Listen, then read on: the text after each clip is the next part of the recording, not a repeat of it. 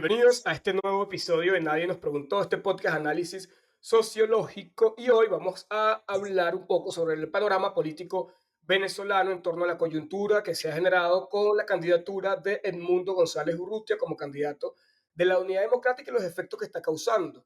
Un poco también discutir cómo las estrategias que hasta ahora lleva adelante María Corina Machado como líder de la oposición han tenido efecto y de alguna manera han acorralado al chavismo, quien ante la disposición de los grupos democráticos de participar en estas elecciones se ve en este gran dilema en el cual básicamente se reduce a hacer un fraude electoral masivo a través del fraude de votos o anular la candidatura de Edmundo González Urrutia o negociar una transición a través de la negociación con actores internos y sobre todo con actores externos. Y para este pequeño debate que vamos a dar hoy, tenemos como invitado a Walter Molina Galde, quien es politólogo de la Universidad Central de Venezuela, miembro del equipo de La Gran Aldea, que es uno de estos portales que yo considero que está dando guerra en torno a la resistencia democrática en el país, generando contenido de calidad. Es una tribuna para expresar, una tribuna donde se expresa con claridad el panorama político venezolano y que también se ha desempeñado Walter como asesor político en diversos espacios. Bueno, bienvenido Walter desde Buenos Aires, Argentina. Gracias por la invitación y como siempre saludar a Ana Karina desde Barcelona y a Francisco desde Santiago de Compostela, los otros dos miembros de este podcast. Bienvenido, Walter. Muchas gracias a todos por la invitación y bueno, ya activo acá para conversar sobre todo. No, bueno, escribiste un artículo recientemente para La Gran Aldea sobre el no la ven, ¿no? Y un poco hablando de lo que es la estrategia o lo que ha sido la estrategia de María Corina, pero también la reacción de algunos sectores de oposición en resistencia a lo que ha venido siendo esa estrategia. Bueno, si pudieras un poco profundizar o comentarnos algunos de los aspectos más importantes de ese artículo, estaría bueno para comenzar la discusión. Sí, bueno, para empezar, obviamente la frase que la sacamos un poco de una frase que se creó acá en Argentina de las personas que no comprenden la realidad o no la quieren comprender, ¿no? Por eso el título es No la ven y no la quieren ver. O sea, hay gente que no ha logrado entender cómo se creó o lo que está ocurriendo hoy en Venezuela y hay otros que además no quieren entenderlo, ¿no? Por diversas situaciones, por odios, o por lo que sea, ¿no? Por odio, en este caso le digo específicamente a quien hoy ejerce el liderazgo en el país. Que nos puede gustar o no, ¿no? Eso es indiferente, pero la realidad es la realidad, ¿no? Hay una frase que dice opiniones libres, hechos sagrados, entonces, bueno, los hechos están ahí, quien lidera el país y quien levantó a un país que estaba no arrodillado, pero sí un poco dormido, es María Corina Machado y el liderazgo que ejerce a través de ahí. En el artículo de desarrollo, bueno, comienzo explicando que esto obviamente no surgió de golpe. Hubo un hito que fue el catalizador de esto, el que catapultó toda esta situación, que fue la primaria de octubre, pero esto no ocurrió de golpe, esto tiene muchos años gestándose, años incluso cuando creíamos que nada de esto era posible, que 2014 con aquellas marchas, después cuando empezó la emergencia humanitaria compleja, que es un diseño desde el poder, cuando empezaron a irse las familias, estamos hablando además de un país, bueno, ustedes que son sociólogos lo comprenden mejor, un país que es matricentrado, donde hay las madres empiezan a perder a sus hijos. Por eso también surge una figura, un liderazgo como el de María Corina Machado, que es una mujer. Y todo esto, bueno, ha llevado a esta situación en la que estamos hoy, en la que, repito, durante los últimos años en Venezuela hubo demasiada desesperanza y muchos grupos contribuían a esta desesperanza, vendían que no era posible un cambio, que lo ideal era una jaula pero un poco más grande, tal vez más cómoda, que no apostáramos a realmente vivir en libertad, en democracia. Aseguraban además que la gente no estaba preocupada de la política, que la gente no hablaba de esto, que la gente no hablaba de un cambio. Y era falso. Lo que sucede es que la gente lo hacía en su entorno, lo hacía con sus amigos, ya no había esa masividad. Y esos son los mismos que hoy están conformando comanditos. Esos son los mismos que hoy están trabajando de alguna manera en su parroquia, en su calle, para poder generar el cambio para ellos, porque son ellos los protagonistas de esta campaña, que es una campaña típica además. Esto no es una campaña hecha de abajo hacia arriba, es una campaña organizada, perdón, de arriba hacia abajo, es al contrario, está organizada de abajo hacia arriba. Y eso lo vemos en cada manifestación, que más allá de lo grande, más allá de las cuadras que llene, es el fervor y la esperanza de la gente de que realmente quiere cambiar. Pero bueno, hay gente que no la ve, ¿no? Que prefiere creer que esto no es así, que prefiere seguir vendiendo esta desesperanza, que tal vez para 2030, que no es posible un cambio, y bueno, y la gente misma dice que eso no es así. Y sabe la gente, eso sí, que lo que enfrenta no es fácil, sabe la gente, por eso votó en una primaria por alguien que estaba inhabilitada. La gente está muy clara y sabe que tiene que rebelarse ante un poder que los tiene oprimidos para poder cambiar. Em, sí, a ver, yo estuve leyendo el artículo y me pareció interesante como porque sobre todo transitas como varias cosas sobre todo venezolanos que viven al extranjero, gente que a lo mejor muchas veces no está en contacto como el día a día con lo que está pasando en Venezuela, porque también ese es otro problema que tenemos actual, que hay mucha gente que está como perdida, ¿no? Que no sabe qué realmente está pasando, no sabe realmente qué en efecto está pasando en la calle y tal. Y tú hablas de como a partir del tema de la crisis humanitaria, del tema de cuando la gente necesitaba comida mango y yuca, y que fue como un momento muy oscuro con los apagones y tal, que ha sido como un hito donde realmente ha llegado el fin del hartazgo, ¿no? O sea, un hartazgo que a mí siempre, particularmente en mi opinión personal, me ha parecido que ese hartazgo ya estaba antes, lo que pasa es que ha sido reprimido de una forma violenta y sistemática. Por ejemplo, muchas veces se habla no sé si se acuerdan en el principio de los 2000 o en la historia política venezolana que siempre se hablaba no, de que bajen los barrios y tal. Es que los barrios ya bajaron hace muchísimo tiempo, pero los han reprimido y han reprimido a toda la gente que ha tenido cualquier tipo de manifestación. No me acuerdo, pero en su momento en Venezuela se registraban no sé cuántas miles de protestas al día en millones de sectores por agua, por comida, por no sé qué tal. Pero sí parece, a veces como leyendo, bueno, viendo tu artículo y viendo otras cosas, hablando con gente, sí parece que es un momento de autoorganización, que a diferencia de muchas campañas pareciese, no sé, pregunto, porque yo realmente no lo sé porque no he estado investigando ni he estado ahí en el terreno, pero sí pareciese que es gente que se está autoorganizando, o sea, que ya va más allá del partidismo o del eslogan o de la canción, sino que realmente ya la gente está autoorganizarse por su propia sobrevivencia, o sea, por su propia supervivencia, porque al final eso es lo que está pasando en Venezuela, que el sistema llega a un punto donde o te organizas para tratar de salir de este poder o mueres. Es un poco, o sea, tú lo ves un poco así. Sí, Sí, absolutamente. absolutamente. La gente se está organizando ella misma y se organiza por esto, por eso que dices, porque entendió este hartazgo que tú dices que ya estaba, en efecto lo estaba, porque además la crisis no viene desde hace unos años, la crisis viene incluso desde Chávez, lo que pasa es que había dinero para poder paliarle un poco, pero la gente comenzaba ese hartazgo, lo que sucede es que la esperanza migró.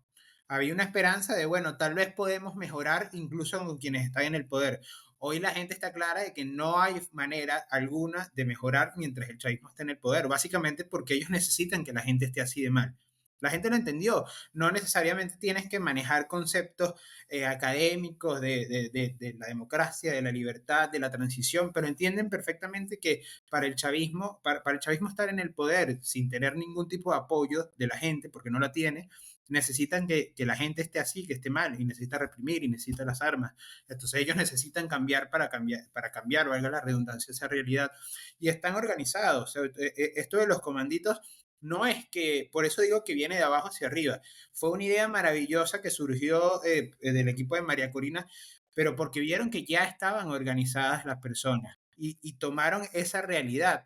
Y lo vemos, bueno, estos fines de semana, ciertamente, más allá de los eslóganes, de las canciones hechas con inteligencia artificial, de las imágenes que hacen cualquiera, se ven que son imágenes o de jóvenes o de personas más mayores, incluso suena chistoso, pero esto vale, los violines, las cosas con Claro. Edmundo, pero se pusieron a hacer encuestas de calle. Es decir, ni siquiera quieren que los mismos de siempre le digan cuál es la encuesta y cuáles son los votos. Se pusieron a hacer encuestas de calle, Edmundo o Maduro. Y eso tiene un efecto fuerte, porque entonces se va a ir replicando. Eso va a hacer que en diferentes calles comiencen y se va a ver.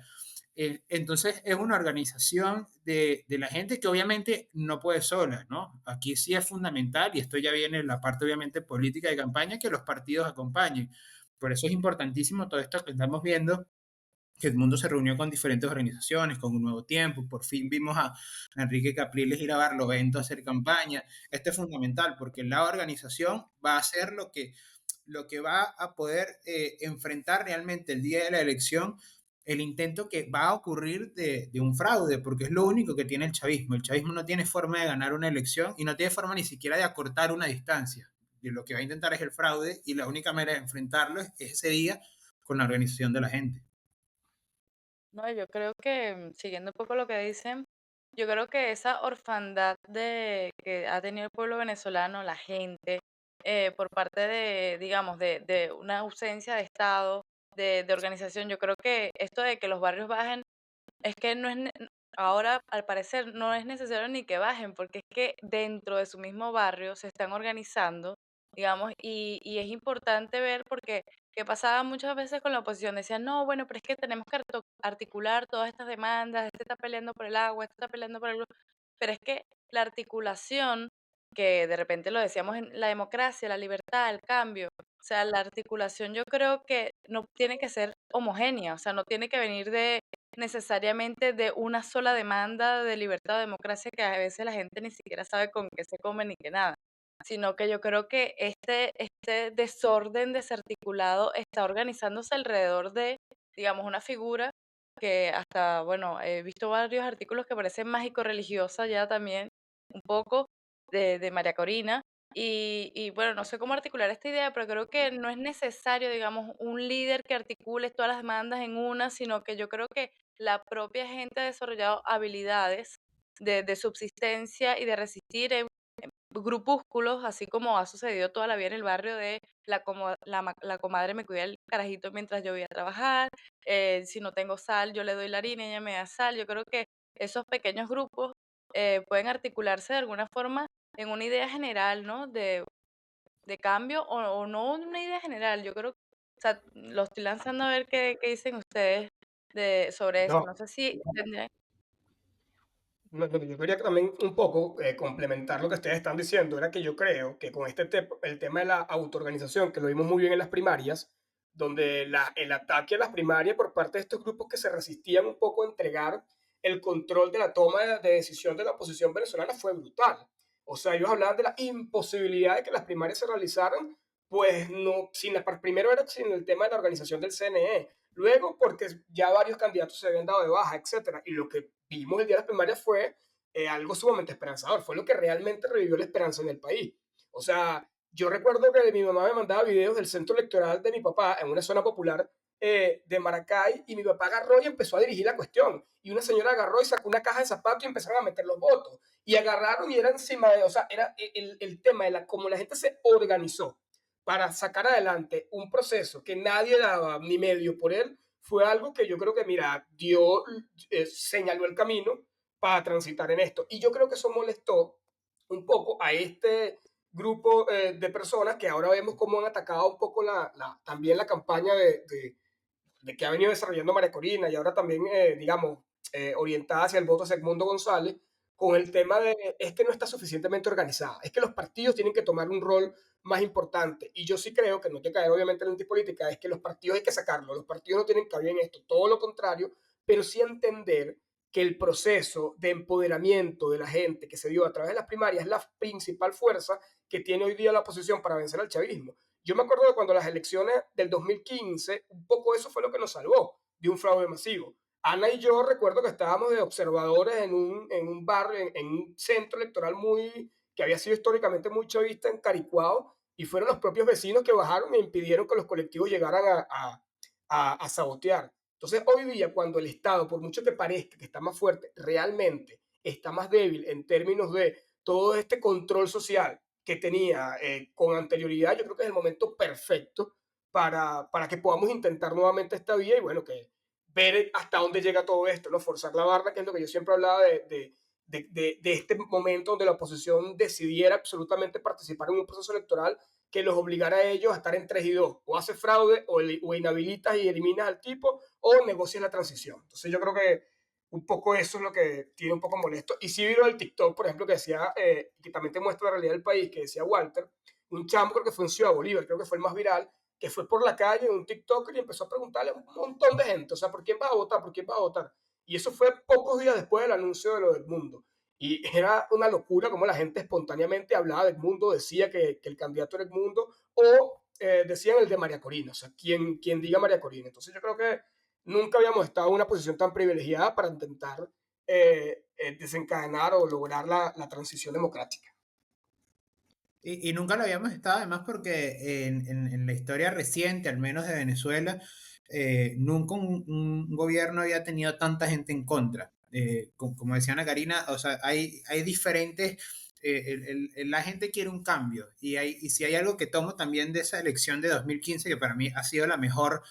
O la mejor manejada de parte de la oposición en la historia del chavismo, incluso más que las presidenciales contra Chávez y contra Maduro, es que ellos supieron articular esa frase porque fue un sentimiento. Recuerda que era Venezuela quiere. Venezuela quiere un cambio y dependiendo del lugar, Venezuela quiere luz eléctrica, Venezuela quiere seguridad. Más o menos tiene que ser esta y la gente, claro, digamos, lo resumió en María Corina Machado porque fue, ese liderazgo creció de abajo. Ese liderazgo fue, como escribía en el artículo, fue escuchando a la gente mientras muchos de estos líderes que se fueron alejando de la realidad querían decirle las cosas a la gente y ya no funcionaba así la cosa. Hay un autor rumano, Moscovici, que plantea la división entre dos grandes grupos de caudillos, que son los caudillos mosaicos y los caudillos totémicos. Estos últimos son los que son los típicos caudillos líderes mesiánicos, y los mosaicos son más hacia donde va María Corina, que es insertarse entre la gente. Y es por eso que ha tenido esta fuerza, porque la gente es la protagonista de esto. O sea, la candidatura de Edmundo González Urrutia, a quien no conocía prácticamente nadie hace un mes, la tomó la gente, y es de ellos. Por eso, más allá de si él sale, ya anunció que va a salir a recorrer el país, pero indiferentemente de esto, la campaña ya la está haciendo las mismas personas, y es necesario entonces sí que los partidos ya no son los partidos organizando la sociedad, sino los partidos deben ser parte de esa organización de la sociedad que ya está en marcha y desde hace mucho tiempo, que obviamente tuvo ese pico en la primaria. La primaria fue tambaleó todo, tambaleó el sistema del poder, tambaleó el sistema de cuotas dentro de la oposición y tambaleó a la misma sociedad que vio que ellos sí podían ser protagonistas en el país. Bueno, en la Gran Aldea también vi que había un artículo de Elías Pino Turrieta sobre el viejo desprecio por el pueblo, ¿no? Creo que era el título. Y yo creo que es importante eso, entender que la gente, o sea, somos bobos, pero no crean que somos, ¿no? Entonces, en principio que la gente, que no sé, María Corina, o se convoque algo y que nosotros decidamos cómo, la élite decida cómo se organizan y no al revés.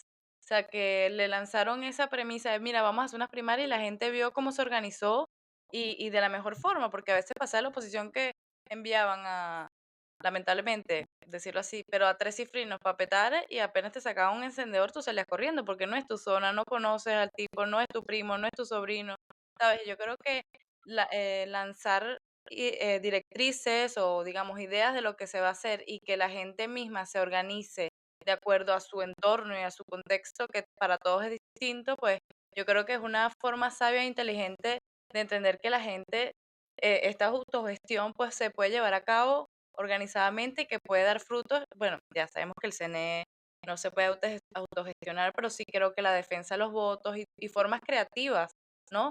De ir a los centros de votación, de esperar a que se den las votaciones, porque todavía no sabemos, ¿no? No, y además de otorgarle la responsabilidad a las comunidades, que son las que entienden también su entorno. Yo recuerdo que aquí una, una anécdota, y ya vi que Frank quería decir algo, en mismo 2015, nosotros estábamos con un grupo de diputados chilenos, entre ellos estaba creo que Felipe de Musí, que era diputado chileno, y Ana y yo estábamos como dándole vueltas por Caracas. Lo llevamos a este sitio en Caricuao, donde la cuestión se puso tensa, y yo, que no soy cifrino ni nada, pero estoy traumatizado de la violencia política, yo estaba demasiado nervioso, o sea, con el tema que venían los colectivos, que no, los vecinos, a mí me sabe mierda, tranca y ponle la cadena al portón, las señoras salían y tal. Entonces, bueno, nos fuimos un poco porque no llegaron los colectivos, contaron los votos y la oposición ganó de manera aplastante, tenían las actas y se fueron. Y él quería seguir viendo, yo, este tipo que nos quiere matar. Y Ana Karina, que vive en el cementerio, se le ocurrió lo brillante de que, bueno, vamos al cementerio a ver cómo está la situación. O sea, llegamos al cementerio y eran, o sea, paramilitares encapuchados con armas largas en la calle. Y yo como que el tipo, el chileno, decía, me morí, me mataron. Y yo veía a Karina como que, marico, en serio, o sea, de pana. Entonces, obviamente, esos tipos que son paramilitares, que tienen armas largas y tal, va a ser muy difícil que puedan matar a la propia gente organizada de su comunidad. No va a pasar, no existe que pase. Por la misma forma de organización del mundo de vida popular venezolano. Entonces yo creo que ahí está la fuerza y esa autogestión, como lo dije, esa autoorganización que se está dando en el país, yo creo que es algo realmente invencible en términos si se pueden dar unas elecciones medianamente competitivas. Ya, si el chavismo decide suspenderla, inhabilitarlo y tal, pues eso será otro cuento, ¿no? Pero lo que está ocurriendo ahora, hasta ahora sin precedentes, en la historia del país, en términos de la energía que se ve, de la decisión ciudadana, es algo que no, o sea, que lo que yo siempre decía, al chavismo nada le está saliendo bien por estos días, ni en términos internacionales con sus propios aliados, y mucho menos en términos internos cuando vemos que sus concentraciones, la verdad, que dan vergüenza. Ayer el gobernador de Miranda publicó como una gran hazaña una foto de un pequeño callejón de Petare, donde había, si acaso, no sé, 200 personas, y eso, a eso, una maquinaria electoral como el PSUV, imbatible en términos electorales, por supuesto, a través de la trampa y de la manipulación, de la cohesión y de la presión a la gente, pero era invencible en términos electorales básicamente. Y lo que está ocurriendo hoy, de verlos al desnudo, sin dinero, y con esa fibra tan sensible como es el tema de ese mensaje que se ha venido gestando de la reunificación familiar, que incluso creo que es más poderoso incluso que hasta el tema económico, o sea, el tema de la reunificación familiar, yo creo que ahorita es el gran motor digamos, de la campaña y del deseo de cambio de los venezolanos. Entonces, es curioso verlo un poco así como a la desesperada a los tipos. Frank, creo que te ibas a decir algo también. No, no sé si Walter te quiere contestar, si no. No, no, no, dale, adelante. No, sí, sí, yo, a ver, considero, o sea, algo que se tiene diciendo mucho tiempo que al final solo, cuando se hablaba en la oposición en grandes términos, solo la organización popular local iba a poder derrumbar su estructura de coacción, ¿sabes? Y si en efecto está pasando eso, pues eso es evidentemente imbatible, porque como dice Emerson, o sea, una comunidad organizada de sus vecinos en tal, por mucho paramilitar que venga, la gente de allí no va a intimidarse, o si se intimida, o sea, no son los cuatro pijos de aquí, no son gente que no es de allí, etcétera, etcétera. Pero bueno, yo también quería preguntar, o sea, Walter, a ver que está puesto en el tema y tal, como que lo dice en el artículo también, como los enemigos desde dentro, ¿no? Como ese otro lado de la oposición o gente que estuvo mucho tiempo en la toma de decisiones de la oposición que aparentemente, históricamente, parece que está más cómoda con el chavismo, ¿no? Parece que a lo mejor ha encontrado como una zona de confort y luego bueno, que dice que el movimiento de María Corina y todo lo que está pasando no es suficientemente, qué sé yo, cualquier cosa. Entonces, ¿tú crees que esa gente o sea, un poco así para reflexionar, esa gente se va a terminar plegando o que inclusive puede llegar a sabotear todo esto? Mira, hay gente que desde hace mucho tiempo, y realmente digo mucho tiempo, o sea, hace varios años, lo que sucede es que estos últimos 2 años, obviamente, con miras a una elección que puede provocar un quiebre y un cambio, se ha notado más. Pero desde hace mucho tiempo no, la división en Venezuela, que no está polarizada ni nada por el estilo, ya no es entre oposición y chavismo, ¿no? Eso se terminó hace mucho tiempo. Es entre los que quieren un cambio, que son más del 80% del país, y entre los que quieren mantener el statu quo, con todo lo que ello significa, ¿no? Significa la represión, las torturas, la emergencia humanitaria compleja y la diáspora, que ayer Tomás Páez dijo que ya somos prácticamente 9 millones de personas afuera. Es una barbaridad.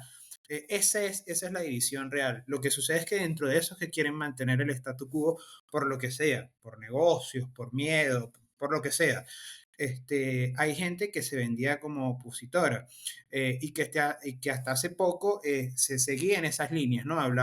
Estuvo en la primaria, pero después quería el CNE, como no fue el CNE, entonces empezaron a sabotear la primaria. Después ocurrió, decían que eso no iba a tener ningún resultado, entonces 2,5 millones de personas participaron. No había terminado la primaria y ya empezaron a decir que no servía porque María Corina estaba inhabilitada. empezaron a pedir ya que se diera de baja, que se apartara, habiendo ganado con el 93%. Eso sí, fueron y se tomaron la foto muy feliz, prácticamente como si fuese, estaban pasando revista cuando la chapuza esta del referéndum por el Esequibo, y lo que han ido es sistemáticamente intentando eso, como decía, vender desesperanza. Algunos lo hacen de manera más académica, otros lo hacen más, no tienen ese nivel, pero te intentan vender desesperanza, que esto no es posible. Primero entonces era así, Edmundo González Urrutia, no que porque quedó él si no era de la primaria, después cuando vieron que había consenso entre prácticamente toda lo que era la plataforma unitaria y el resto de la oposición, incluyendo a Vende, obviamente. Entonces decía que por qué no salía la campaña. Ahora he leído a varios que cuando ya anunció que iba a salir empiezan a decir ahora lo contrario. Oye, pero ¿por qué va a salir ese señor si tiene 74 años? Es siempre tratando de meter el pie para que se caigan. Y por eso me refería a ese título. Algunos no la ven, algunos, bueno, detestan a María Corina, entonces, bueno, no les cuesta entender lo que ha ocurrido y otros simple y llanamente no la quieren ver porque es muy fuerte lo que está pasando y eso de alguna manera implica golpear sus intereses, que son intereses parecidos a lo del chavismo. Por eso es tan importante, y lo ligo con lo que estaba diciendo Emerson, que esto sea algo que haya tomado la gente. Hace mucho tiempo no había un proceso que la gente sintiera suyo. Yo, por lo menos con lo que ocurría con las negociaciones, decía que había que intentar que eso bajara a la gente, que no se quedara ahí con Gerardo Bley hablando, porque la gente no lo sentía suyo. Bueno, negociaciones para qué. Ahora esto va más allá de unas elecciones y va mucho más allá de una candidatura, de Edmundo, de María Corina y del nombre que tú quieras decir. Es algo de la gente. Entonces, incluso si el chavismo pretende, por ejemplo, cancelar la elección, es algo que les va a costar, más allá de los costos internacionales, les va a costar porque la gente ve en esto una salida, por eso la aprehendió hacia ellos y lo intentan. Así que muchos sí, bueno, muchos de este grupo en algún momento si ven que avanza la cosa, van a empezar a decir, no, bueno, yo siempre creí en esto, ¿no? Claro. Está bien que lo hagan, pero ya hubo un principio de revelación y ya los venezolanos sabemos quién es quién. Mira, yo después que terminó la primaria, yo recuerdo que creo que en el podcast, de hecho, lo hablé, lo dije. Yo odio esta palabra, pero como que dije que, bueno, si para algo también va a servir esta primaria, justamente para un tema de eh, purificar a la oposición. O sea, como que un poco saber quién realmente está comprometido con un cambio político en el país, teniendo en cuenta que esto no solamente termina en la elección presidencial ni nada por el estilo, sino que todo lo contrario. O sea, en un gobierno de transición se necesita tener gente que esté comprometida con que el cambio se consolide. Porque perfectamente pudiéramos ir a un proceso, un gobierno de transición con el chavismo aún dominando las instituciones y ya está. O sea, y nos sabotean todo internamente, explota todo y vuelven ellos al poder. Por eso yo decía que las primarias de verdad han servido para esto y cada día queda más en constancia cuando, por ejemplo, vemos, y yo de verdad que yo siempre, esto me parece a mí insólito, como nuestras doñas del cafetal, de Chacao y todo esto, eligieron unos alcaldes como los que eligieron, ¿no? Del partido este Fuerza Vecinal, que vimos que en un primer momento habían postulado a Manuel Rosales, apoyado la candidatura fallida de Manuel Rosales, pero luego cuando la oposición dijo, mira, ven acá, la cosa es con el Mundo González Urrutia, incluyendo un nuevo tiempo y el propio Manuel Rosales, los tipos inmediatamente se les termina de ver la costura y apoyan a la Lacranato y se van con Antonio Carri. Entonces yo creo que este proceso que nos podría llevar a esta transición también nos va a servir para saber con quién podemos contar en un eventual proceso de redemocratización en el país. Y bueno, eso están los que no quieren ver todo lo que está ocurriendo en Venezuela por odio, por un tema de egos y tal, que bueno, hay demasiada riña histórica en el tema de la posesión, en unos casos de verdad es comprensible la resistencia hacia María Corina, porque también María Corina es que ha cometido un montón de errores y en este podcast tenemos tiempo también, antes de la primaria la criticábamos un montón, pero también están los otros, que es como lo decía Walter, que no es por un tema de odio y de tal, que bueno, eso se soluciona, se incorporan a la campaña, como vemos que está ocurriendo ahora con un nuevo tiempo, con Capriles, con el movimiento progresista, con otros sectores, con el MAS, pero también están otros a los que les están tocando directamente sus intereses, que son intereses económicos, que son intereses de complicidad con la tiranía y que bueno, si la tiranía cae, perfectamente van a quedar más aún al descubierto y creo que por supuesto no es lo que menos les conviene.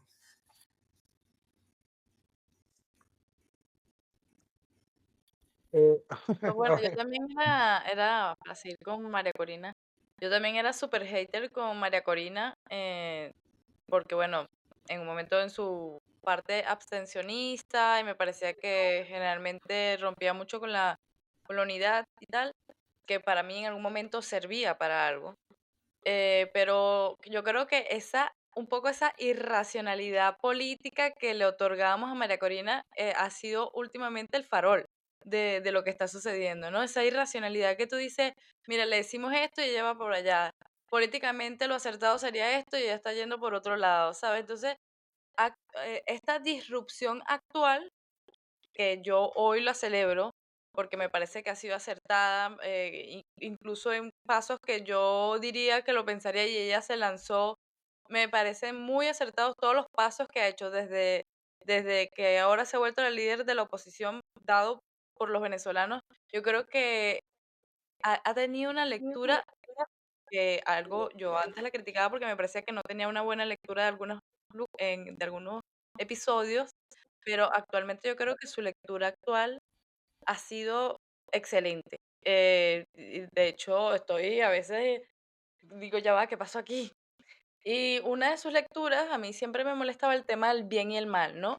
Yo no sé si por el tema de la banalización del mal, pero no en el sentido arendiano de que yo sigo órdenes sin ver si son buenas o malas, sino más bien que para mí era imposible que el otro fuese malo, simplemente malo. O sea, yo diría, tú eres mi adversario, eres el otro diferente, esto se dirime en política, en elecciones, en un congreso, en un parlamento, en un diálogo, pero al pasar del tiempo te das cuenta de que el chavismo es malo. O sea, son unas personas que odian a su país y que el poder es lo único que los ata a Venezuela, digamos, porque hacerle eso a toda una población que son sus hermanos, pues solo puede etiquetarse como una persona mala, ¿no? Entonces yo creo que esa dicotomía medio energética o pseudo religiosa de el bien y el mal, hoy se, pues yo creo, yo la logro ver, pues yo antes no, cuando María Corina decía ese discurso, yo decía, si esto se resuelve en una elección, si esto se resuelve en unas votaciones, ¿sabes? Y yo creo que, bueno, creo que hoy tiene una lectura acertada y yo la puedo ver más real por los sucesos que han venido ocurriendo estos últimos años. El, a mí, o sea, para ayudar de María Corina, sí que me ha dado sí, prurito siempre porque, no sé, yo no, ideológicamente como sus eslóganes, yo nunca he estado como muy allí. Sin embargo, si en una lucha como épica, como pudo haber sido la apartheid en Sudáfrica, como lo que está pasando hoy en Venezuela, un liderazgo logra aglutinar un movimiento social y logra romper digamos, o sea, aglutinar un movimiento social y que se active un proceso de transformación, pues bienvenido sea, ¿sabes? Yo en ningún momento pondría un prurito para ello. Y evidentemente puedes ir a una dicotomía, como dices tú, Karina, del bien y el mal, porque una dictadura de 25 años que ellos han demostrado, a pesar de todo su aparato ideológico y toda su movida, que le pasan por encima hasta ellos mismos, ¿sabes?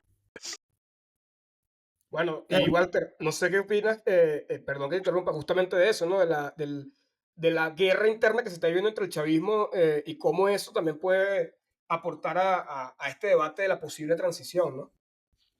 Sí, yo creo que no va a haber transición si no hay un quiebre dentro del chavismo. Hay mucha gente que no le gusta esta parte del quiebre, pero es que esto es necesario que ocurra. O sea, no ha habido transición en regímenes parecidos o relativamente parecidos al chavismo, ¿no? Porque no hay demasiados así. Si no hay un quiebre dentro de la nomenclatura. Esto es básico. Por eso me parece muy acertado. Al final el chavismo erró, porque el chavismo es guerra, ¿no? Muchos vimos durante muchísimo tiempo, parecía que era una cosa impresionante, la estrella de la muerte, grandísima, y bueno, no hay forma de ganarle. Pero bueno, ellos cometen sus errores. Al final, todo lo que ocurrió intentando bloquear a María Corina Machado, les ha salido un error, porque este tándem que se formó con Edmundo González, además le da no porque María Corina hoy siga teniendo un discurso más allá de este del bien y el mal, que obviamente intenta es levantar el ánimo de la gente, ¿no? Pero ya no tiene ese discurso fuerte que tenía hace mucho tiempo. Estamos acá medio con la teoría de Baglini, ¿no? O sea, te ves más cerca del poder, intentas ver cómo pero Edmundo González además le da todavía una mayor fuerza a ese equilibrio. De hecho, ha dicho cosas muy importantes que no son importantes para nosotros, son importantes para el chavismo. Cuando dice yo no soy enemigo de ellos son mis adversarios políticos, pero yo no soy enemigo, yo no vengo acá con venganza, yo vengo acá a negociar. María Corina lo ha dicho también, pero no es lo mismo que lo diga ahora también el que es el candidato. Y eso influye porque dentro del chavismo ellos actúan como mafia que son, ¿no? Mucha gente dentro del chavismo, habría después que ver quién, ¿no? Nosotros no estamos dentro de esa movida, obviamente, pero mucha gente dentro del chavismo está viendo que si tú te descarrilas allá adentro, tus opciones son o la de Rafael Ramírez, que es irte, si tienes mucho dinero como él, pues te vas obviamente muy tranquilo, pero o como Tarek El Aissami, quedar preso, o todos los que estuvieron con Tarek El Aissami, no tienes muchas. En cambio, pensarás, bueno, pero en una transición capaz yo puedo negociar, tal vez en democracia además se van a respetar mis derechos. Esto lo deben pensar internamente. Por eso se envían mensajes. Lo que hace el chavismo cuando detiene a Tarek El Aissami y todas estas cosas, más allá de pasar facturas, son enviar mensajes adentro también.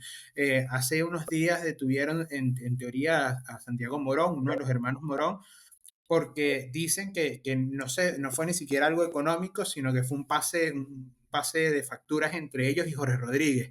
Pero los hermanos Morón eran socios de Nicolás Maduro Guerra en cuanto al oro. Es decir, están ocurriendo cosas dentro del chavismo. Lo que pasa es que en la oposición se nota en los dimes y diretes, en Twitter, en Rosales le dijo esto a lo otro, María Corina dijo esto, entonces pelea el miembro de Un Nuevo Tiempo con el miembro de 20. Eso ocurre porque dentro de todo somos demócratas y bueno, y las discusiones son normales, disentir es normal. En cambio, entre el chavismo no, si tú fallas, si tú te descarrilaste, bueno, ocurren estas cosas y eso se ve. Ahora sí creo que como lo vende María Corina también ahora, es importante porque a la gente hay que mostrarle, no importa que seamos el 80% del país que queremos cambio, pero hay que demostrarles las cosas que ocurren. Yo esta mañana hacía un cálculo básico, que es un cálculo, los politólogos no somos los mejores haciendo cálculos, esto se lo dejamos a los economistas, pero Bueno, los imagínense, sociólogos, los sociólogos menos, te diré, pero bueno. bueno, viste, estamos entre gente que no calcula bien, pero está bien.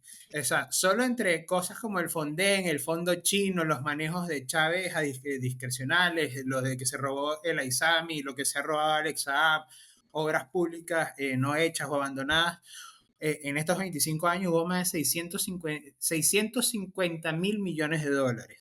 Además, el oro, de las reservas en oro, cuando llegó Maduro, estaban en 365 toneladas, hoy están en 61. Todo eso se desapareció mientras violaban derechos humanos.